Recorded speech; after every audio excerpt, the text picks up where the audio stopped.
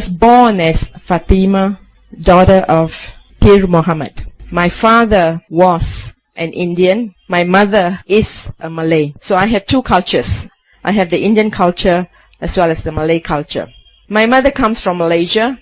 She was born and brought up in Malaysia, and she came to Singapore. And my father was born and brought up in Singapore, but his family comes from Kadinalur in South India.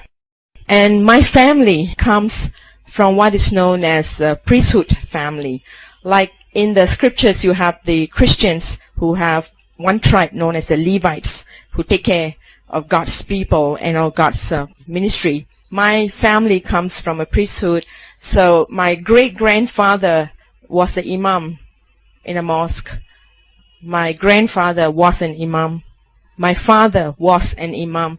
And today my brother is an imam in a mosque. And I have two brothers and two sisters. I'm the eldest in the family. And as a young girl growing up, I was also trained to be a religious leader because my family comes in that line.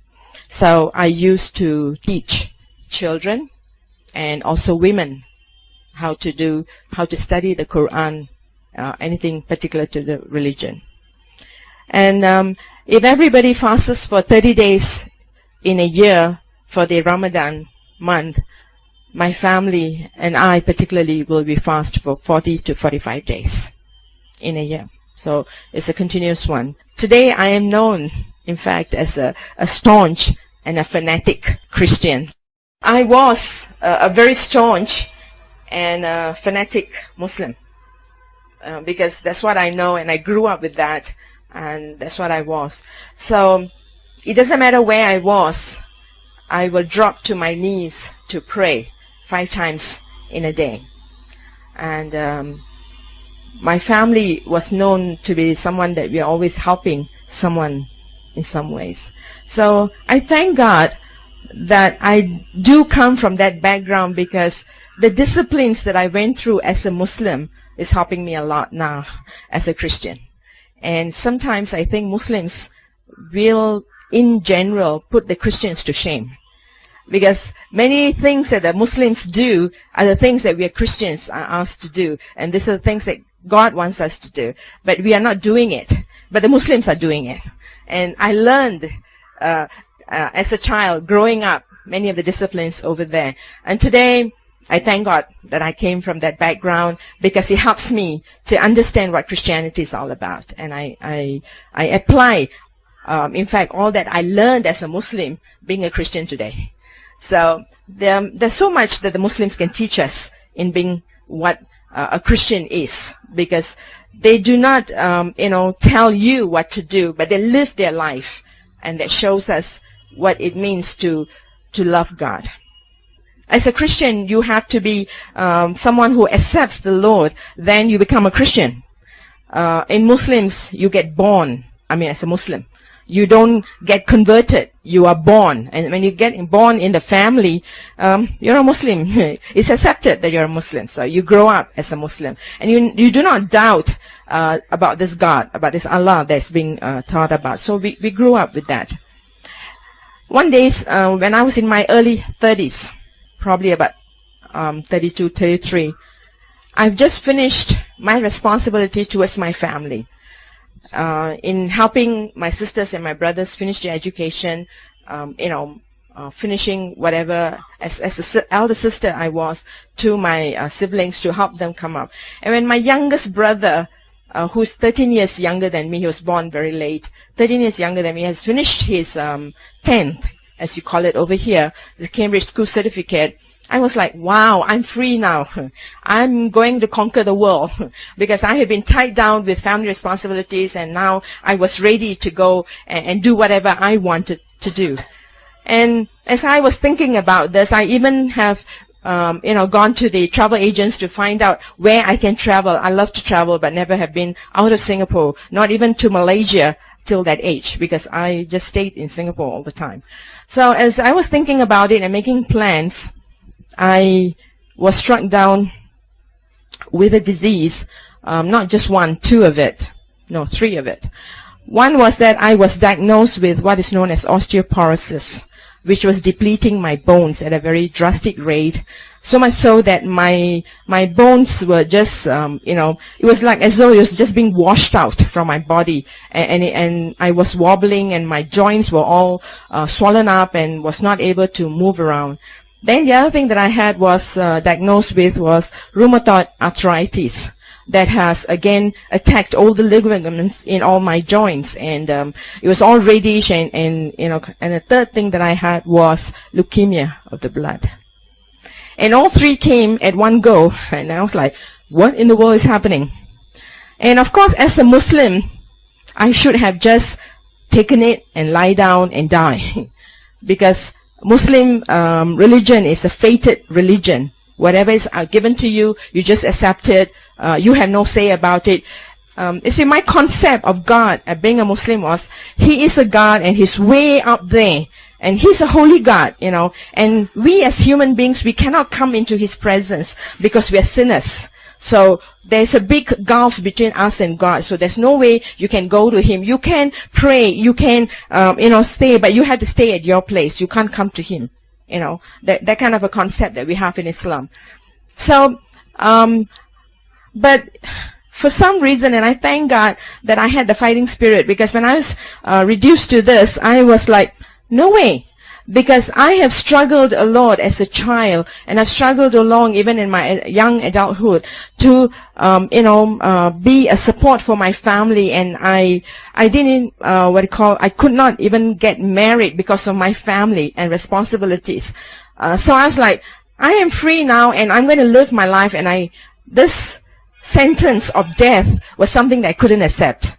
So, though as a Muslim, and though as a religious leader, and knowing all the things, I was like, my fist was up to heaven and say, how dare you do this to me? How can I possibly accept this? It's my time to live, and you take away my life, and you can't. And as I was thinking about it, one of my friends, the person that I know as a friend came to my mind. I used to be a teacher in a college. And in this college, there was another lady who used to be there as a teacher. And every time we will come into the, the teacher's lounge, she will be seated way over the other side, and I'll be seated over here. Not that we hated each other, it's just that there was a competition between her God and my God. And she is an Anglican. And, when you look at her, there's no way you want to compete with her, because she's a very nice person. She will come, and before she sits down at her table, at the student lounge, and I know that she's praying. She will just stand there for a minute with her eyes closed and with her hands clasped like this, and she'll be saying, I don't know what she's saying, but I know she's praying. And then after that, she will sit down. And then, anything I talked to her initially was like, in every sentence, she had the word God. Like, my God can do anything. There's nothing my God cannot do. There's no impossibility with my God. I got really irritated with her, because there's no sentence, there's nothing you can share with her where the word God is not brought in, where God is not talked about. So for her God was her everything. But she was not someone who's pushy or someone, who's very vocal.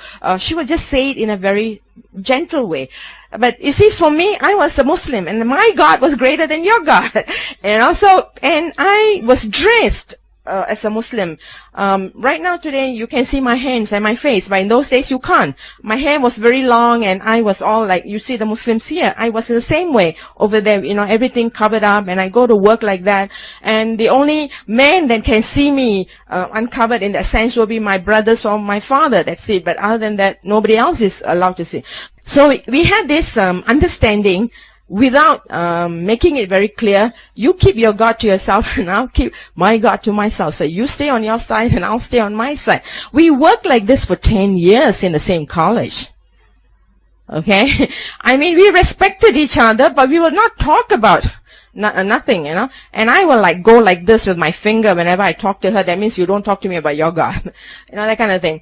So when I was struck with this sentence of death, she was the one that I was thinking of. But by then, I've left the college. It's already 2 years that I have moved out from the college, and I don't know where to contact her. But of course, being an intelligent woman that I think I am, I should have gone to the directory to look for her, her phone or something. But it didn't occur to me. I was just lying down in bed at home, and I wish I could speak to her. I was just thinking like that.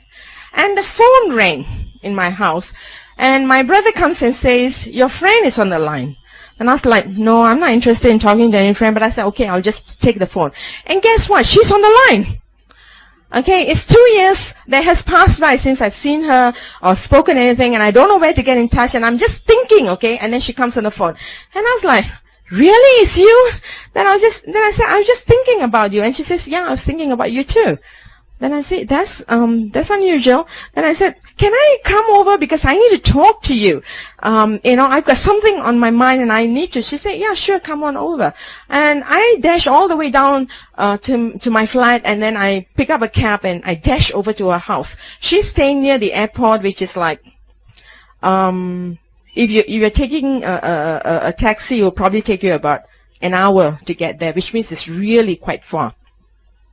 And I get to her house, and she knows I like to take tea. It's been 2 years, and she still knows I like to drink tea. So she's making tea for me. She says, take a seat, I'll make the tea, and she's making the tea. I'm sitting in the kitchen with her, and I'm like, will you please sit down? I want to talk to you. I'm not interested in the tea. I got to talk to you.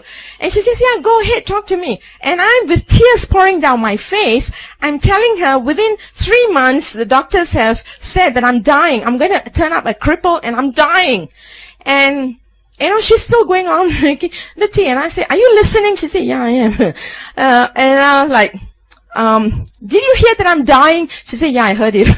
Then I say, and she comes up with her classic statement, but with God, yeah, I want to hear about your God. What can your God do? Can your God do something for me? And she says, yeah, he can. There's no problem. All you have to do is just tell him and he will work it out. I say, really? Then I said, okay, please sit down and pray. And then I say, are you supposed to do something like maybe pray for me?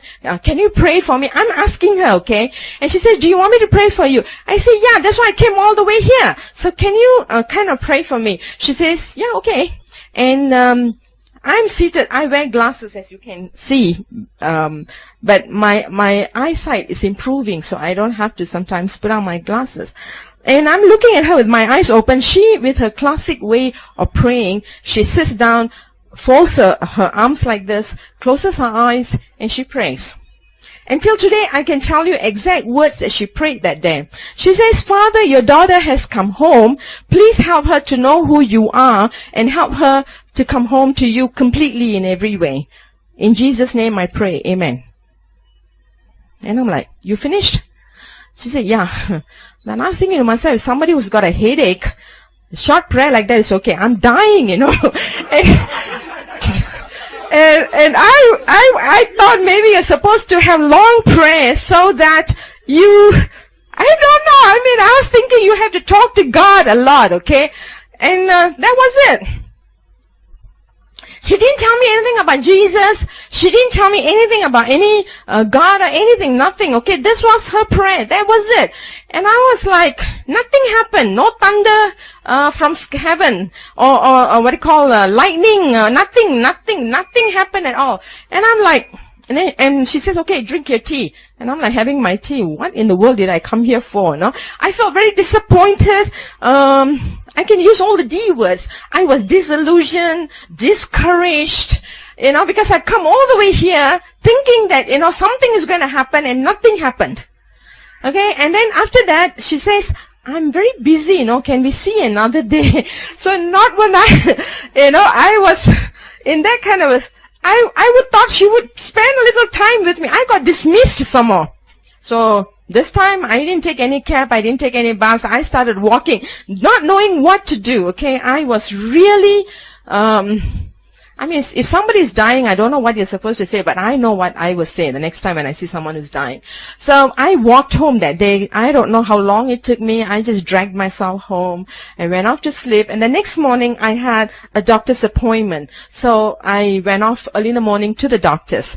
So from 8 o'clock right up to 12:30, they did a lot of tests on me, like blood scan, bone scan, I don't know what scan, so many tests. They sent me from one lab to another lab, and I did all the tests. And I finally came back at 12:30. The doctor said, can you go out and have lunch and whatever it is, come back in an hour's time. We have to do more tests on you. And I was like, I really was very tired. Then I said, yeah, but why? You already finished everything. No, we just need to do some more on you, so can you please come back? I said, okay. So I just went out to the canteen to have something, and then I came back.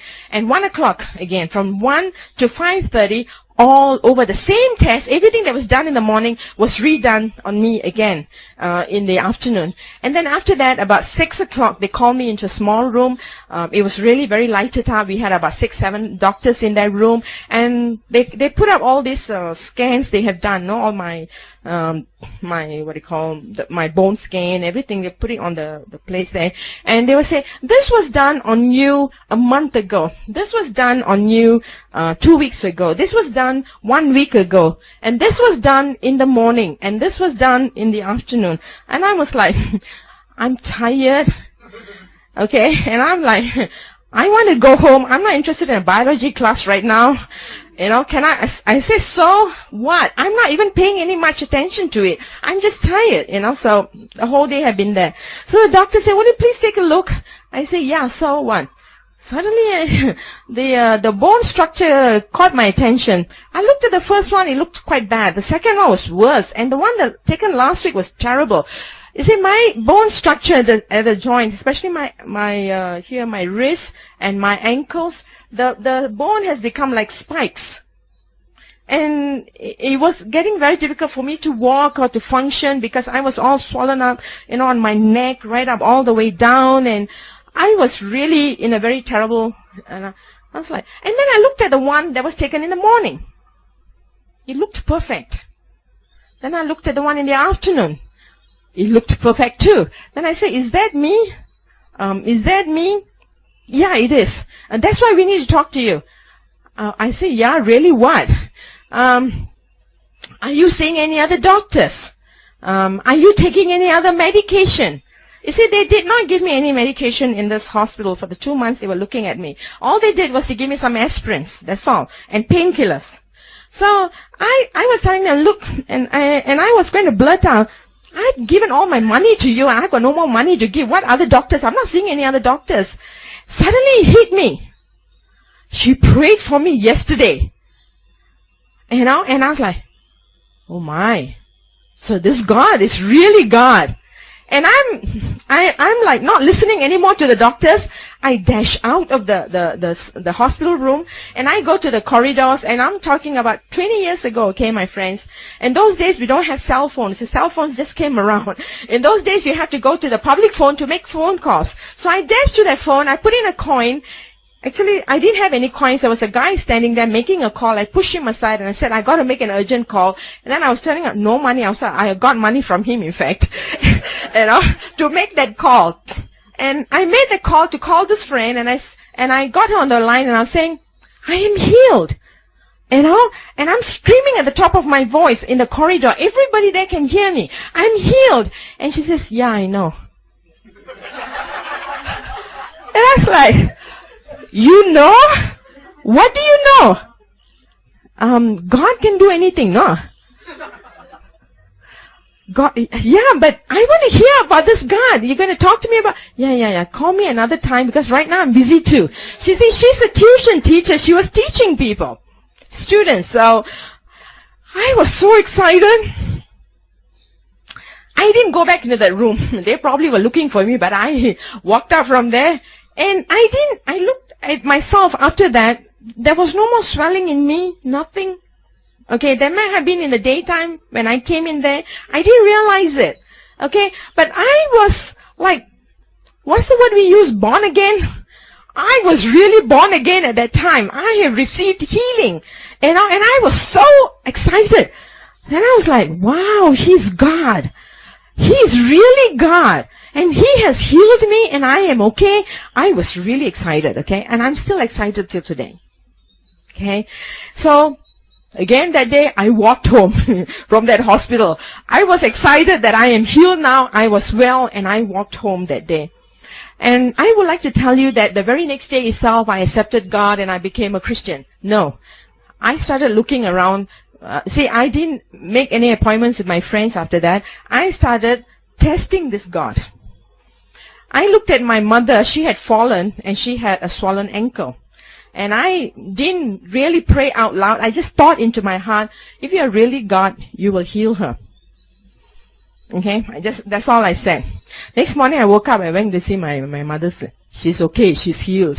Then I started going around looking at my auntie, then my uncle, then my brother. Each one, okay, for the next 10 days I tested this God. Gideon only tried 3 times, but I tested for 10 days whether he's really God. I said, if you're God, if you heal me, you can heal. So I started doing this for the 10 days. Then after that, I started reading the Bible. I had a Bible that was given to me when I was 16 or 17. I can't remember. And usually I throw stuff away when we move. But even though when we moved house, I apparently did not throw this Bible away. And I remembered that I had this Bible. So I went into it and I picked it up. And it was in a King James version. The thee and the thou, you know. Though I'm brought up in the British way of learning, the thee and the thou is not my cup of tea. So I had a hard time reading the Bible, but my friends, within 2 weeks, I have finished reading the Bible 50 times. I started from Genesis and I'll come to Lamentations, I skip it. Then I'll go to Song of Solomon. Song of Solomon is really a love story. And I was like, good God, this is a Bible. What is this book doing in this Bible? Is this really a Bible? Oh yeah, it says it's a Bible. So, you know, I'm an Indian. Okay, though I don't speak the language, I didn't grow up speaking the language. I'm very conservative, so when it comes to the language, it was really very explicit. And I said, God talks like that? Then I will skip the ones that I'm not very, don't want to read. I'll just go off, but I will go back. But I'll come back to the New Testament. I wanted to know who was this Jesus. I really wanted to know who he is. So I will go back again. I will read the gospel. I'll read. Then after that, I will walk up and down in my bedroom and I will talk to him. You're really great. No, you came among us and you revealed yourself to us, that kind of thing. No, I was just talking. And came a time, I just felt that I cannot stay as a Muslim anymore.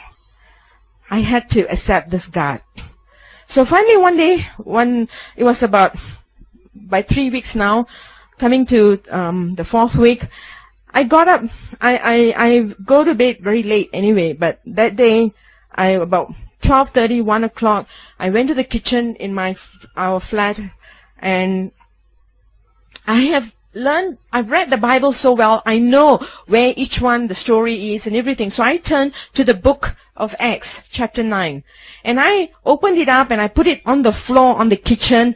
And I was telling God, I said, look, this guy is a real rotten guy. This guy killed so many of your people. But you were so marvelous, you know. You came and you helped him to know who you are. He saw you.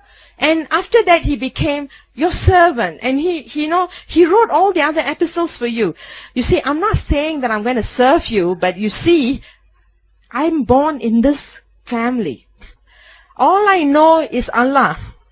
All I know is about this God. But you see, it is not he who's God. You are God. So now you have to help me to see you the way this guy saw you.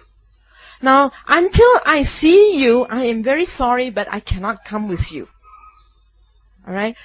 And I don't think I finished my conversation with him, because that night, that kitchen that I was standing on didn't look like a kitchen anymore.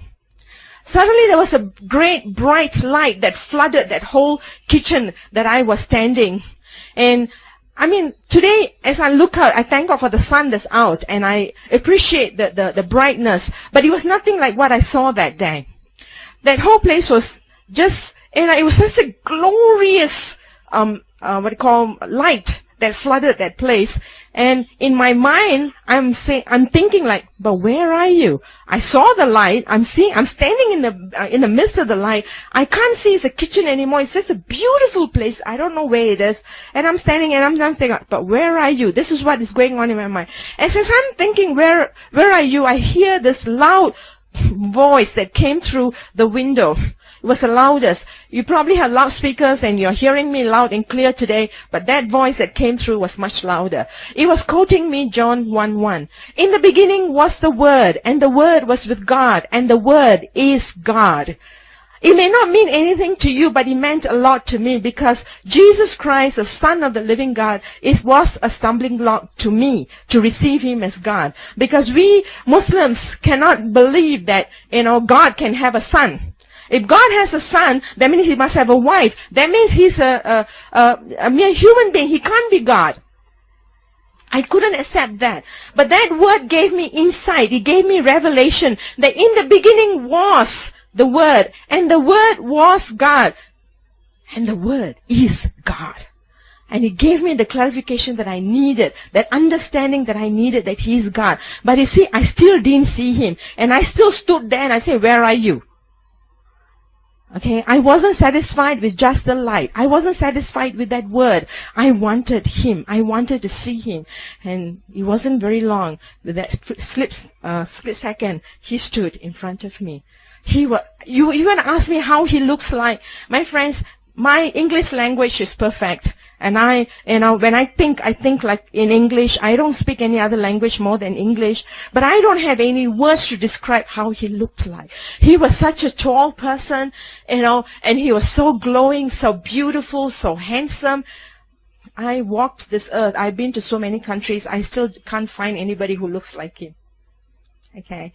And He stood there just before me, and I was captivated by His eyes. Till that moment, till that day, I'm 30 plus at that time. I have never known what is love. Okay? I've never heard anyone say they loved me, not even my family, not even my parents, not even anyone. Because whatever I did for my family at that time was duty and obligation, not love. But this God was standing before me, and I was consumed by the love that was flowing from Him. And I was completely drawn into those eyes that He had. And He looked at me with that love. And in the next moment, I found myself as a baby in His arms, holding me. And He brought me back into the past to help me to know once and for all that He is God. And there's no one other like Him.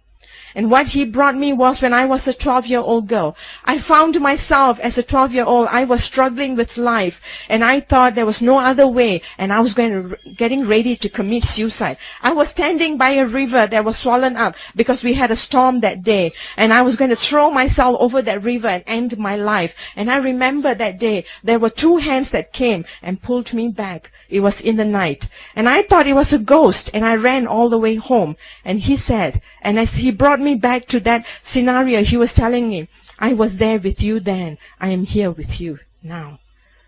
And then He took me back to another stage when I was 28 years old. This time, I was going to commit suicide from the highest building. Because in Singapore, we have just started tall buildings, and it was known at that time. Many people were committing suicide by jumping off the buildings. 28 years old. I was with another crisis in my life, and I didn't know how to handle it. Again, I was getting ready to jump, and again, that time, there was a hand that came and pulled me back.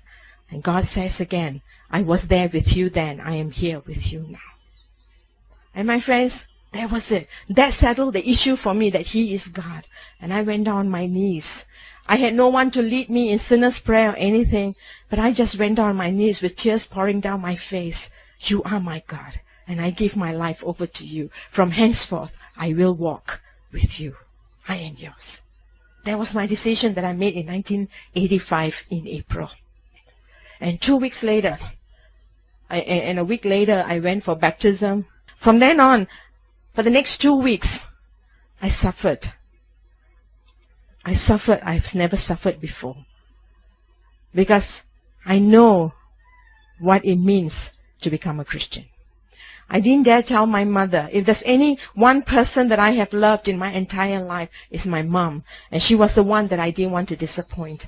But next morning when she got up, after that day that when I have made my commitment to God, she got up in the morning and she comes to me and she says, you have become a Christian. I didn't tell her. Because she can see from my face that I have changed. There was something about me that told her. And she's a woman who doesn't know anything about being a Christian. In Singapore, when you say a Christian, it means a Catholic, not a Protestant, because they do not recognize the Protestants as Christians. I didn't know what to tell her. I didn't know how to explain. All I could do was say yes. And with that, she took a knife from the kitchen drawer that was there. That was one of the biggest knives. We have lots of knives in our homes. And she took out that knife, she put it on the table, and she said, "You take that knife and you kill me, then you walk out that door." Then I said, "No, I can't do that." And she said, "If you don't, then I have to." And she took that knife and she came at me. She's a woman who's only 4.5 feet.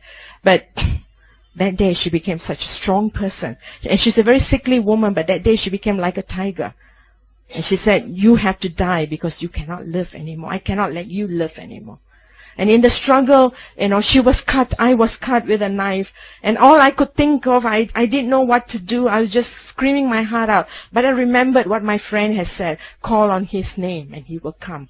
And I screamed for his name, "Jesus, I need you." And as I said, "Jesus," she fainted and she fell.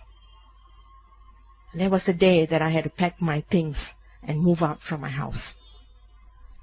Because of probably my age or the things that I had to go through, in one day, in a moment, I lost my family, I lost my community, I lost my friends, I lost my job. I was declared dead to the MUIS, which is the Council for the Muslims over in Singapore.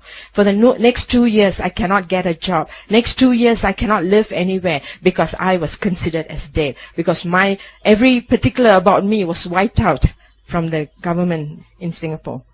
And I had to hire lawyers to go and fight back, to get back my identity in Singapore.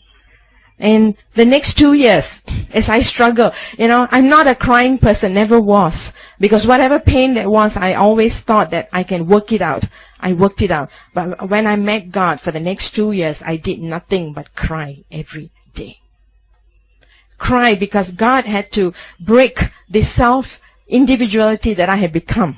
He had to take away the pride and the arrogance that I had become. I was a very nice person, but inside, there was so much of bitterness and hatred and anger inside of me, which I didn't know that I had grown up with.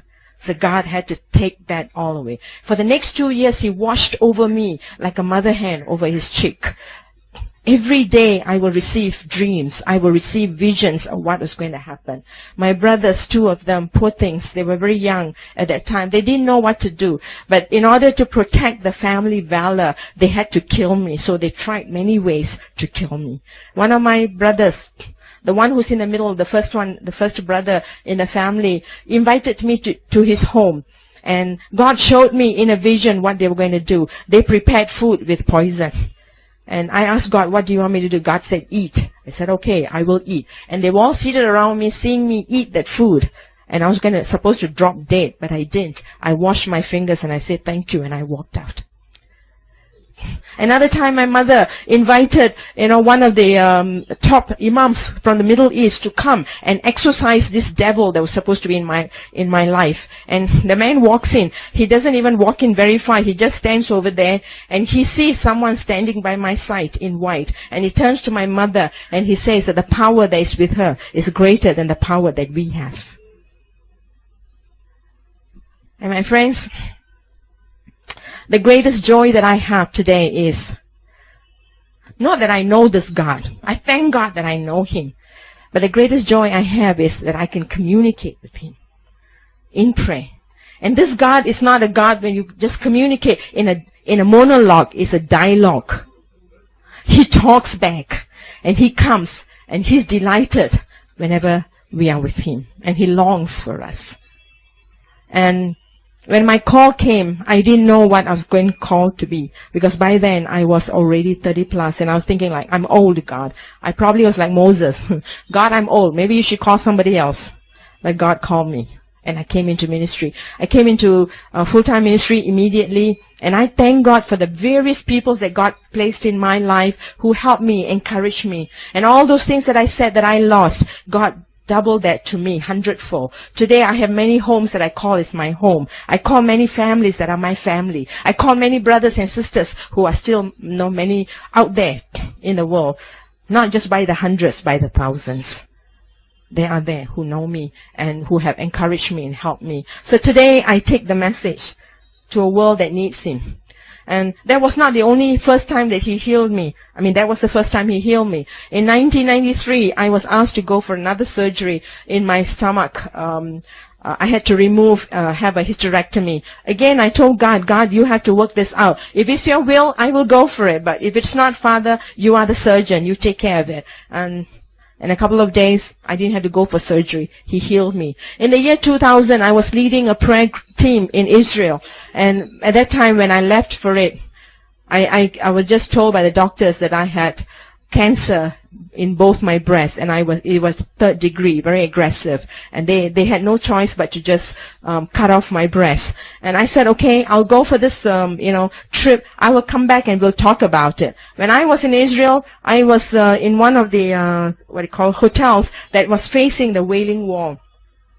And as I was facing that, I remembered how Solomon, when he built the temple, he said, even when the foreigners come and face this wall, and if they pray, Father, you will answer them. And I stood by the window of the hotel room, and I said, God, though I am saved, I am your child, I'm still a foreigner. I'm not a Jew, Father. I'm a Gentile. So, Father, as Solomon said, I'm a foreigner. I'm standing here, and I'm believing in you, God. You can touch me, you can heal me. And he did. He put me to sleep the whole day that day. I didn't know what he was doing, but he did his surgery on me. So when I came back to Singapore, no surgery. So I can share many, many testimonies of what God has done, but many that he's still doing today. He's a great God, and he's a wonderful God. And we have much to thank him for. And as I was sharing, as I was told that today is a Thanksgiving day, I was thinking of Ephesians chapter 5, verses 18 to 20. It says, do not get drunk on wine, which leads to Ephesians chapter 5, verses 18 to 20. That's what I was, thinking of. I wanted to just end with this. Do not get drunk on wine, which leads to debauchery. Instead, be filled with the Spirit. Speak to one another with psalms, and that's what you're doing today. You are, singing psalms, and you are worshiping, and you're praying. Hymns and spiritual songs. Sing to make, music in your heart to the Lord. Always giving thanks to God the Father for everything in the name of our Lord Jesus Christ. And as I was thinking about giving thanks, I have so much to thank God for. I have so much. And people tell me, your testimony is great. It's fantastic. It is. But God, when he came back for Thomas, Thomas wanted. I was a Thomas, and I still am in many ways as I walk with him. And I wanted, signs. I wanted proof. And without that proof, I didn't want to believe him. Now, was he upset with Thomas? No. He said, look, touch, feel, and know that I am God. But he finished his sentence by saying, blessed are those who are going to come without seeing me. And there are many, many who are coming to know God today without seeing, but they believe because they have that faith. And there's so many who can thank God, and we can thank God for so many. And in our lives, do we just thank God for only the great things he does? What about the days that I am just able to get up in the morning? I thank God for the health that he's given me. I thank God for the sun that's shining. Thank God for the beautiful day that he has created especially for me. I thank God for the food that I'm able to eat. There are many that have no food. I thank God for the work that I have. I thank God for the friends that I have. I thank God for the family that God has given me. I thank God for everything, for small and great, because all things are because of who he is. And I thank God not just when the time is good, but I thank him all the time, always, for everything, even for the bad times that comes my way, because those times are the times that I learn, that I grow, that I move on with him. Because if I don't have those bad times, I will never be able to appreciate him. I'll never be able to learn the things that he wants to teach me, show me how to go. And I need to be drunk, not with what the world has to give, but I need to be drunk with the Holy Spirit, because he is the one that gives us the strength. He gives us the courage. He gives us the boldness. He is the one who moves us. And as I stand here today with you, was I going to be here today? I didn't know. And I don't think that my being here is by chance either, because every moment is divinely arranged Because it is He who's the author and the finisher of our faith. Because it is He who loves us with an everlasting love. And what I have to share may not be just for you here, but it may be something that you want to take with you, with someone that is going to know that He's God. Has God done great things? He has. And I spent 6 years in Madras in the 90s. I first came into India as a missionary. And I spent 6 years there. And one of my greatest testimonies that I would like to share is one day we, as a team, we were in Madras and we were having crusades. And I remember one night after the team has left, it was the last day of crusade, and I was, asked to speak for that day. And the next day we were supposed to, go on, giving out leaflets so that we go tracting to talk about the crusades. But that night, as I was in my room, I was in one of the parsonage, upstairs, and as I was standing there and just talking to God, there was a lady, a young girl. I can't call her a lady. She's about 16, 17 year old, who walks up that spiral staircase, comes to where I am upstairs, and she's carrying a baby in her arms. But that baby has got the skulls, split in two, and the brains were spilling out. And she comes and stands in front of my door. She knocks on my door, and when I open, I see that little girl with her baby in her arms. What do I do? And I remember my friend, as I shared with you, I told my friend I was dying and I wanted a long prayer. But here, death has already taken place. The baby is dead. And she's standing there and she said, this evening you said your God can do anything. Can your God do something for my baby? She's been married to a guy who's drunk, and he has taken that little baby, 3 or 4 months old, and he's thrown it against the wall. And she's standing before me, your God. You said your God, because she has come to that crusade that evening and she's heard my preaching. And she says, your God, you said you can do. So with tears pouring down my face, I didn't even dare take that baby in my arms. I say, God, with my eyes open, I say, God, she has come, not for me, but she's come for you. She has come believing in you. She's come trusting in you, Father. You have to do what you promised. Your child believes in you, though she doesn't know you, God. And at that time, I saw a hand that came out. And this hand, the hand was so beautiful that came, and it just touched that baby, that skull. And as it touched, I saw a recreative miracle take place before my very eyes. And this was in 93 in Madras. You see, the test is not whether we know Him, but do we know Him inside of our hearts, that He is really God. And when we say that there is nothing impossible with Him, do we really believe with all that we are? Because there's a world out there, especially India. My cry, God, India for Jesus, and Jesus for India.